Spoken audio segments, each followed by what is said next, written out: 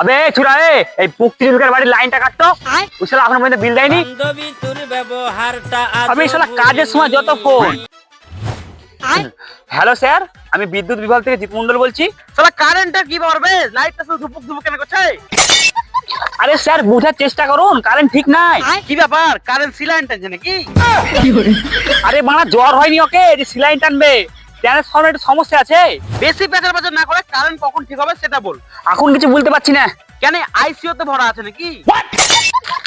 আরে আবার আরে চুদাছিস, শালা তোর পুঁকটিরও টান টান করে দেবো খুনি। হ্যাঁ, বেশি কথা না বলে কারেন্ট কখন আসবে সেটা বল। দেখো তুমি এখন যা ইচ্ছা করো গা, এখন আমি কিছু করতে পারবো না, এখন ম্যাগ হচ্ছে। তুই এক কাজ কর, আমাদের বাড়ির পেছন দিক দিয়ে পাঠা, ওখানে অনেক রোদ। ওখানে আবার বৃষ্টি হয়েছে, ওখানে আবার সর্দি ফর্দি লেগে যাবে। হে মানা তুই এক কাজ কর, তুই ফোন কাট। কেন? হে মানা তুই খ্যাপা নাকি বে? হ্যাঁ আমি তো খ্যাপা, যাত্রার গায়ে মুতে দেই। ভাই তুই আমাকে ক্ষমা করে দে। ঠিক হয়ে গেছে। ঠিক হয়ে গেছে? এইবার তো খুশি হয়ে যা ভাই, কারেন্ট ঠিক হয়ে গেছে।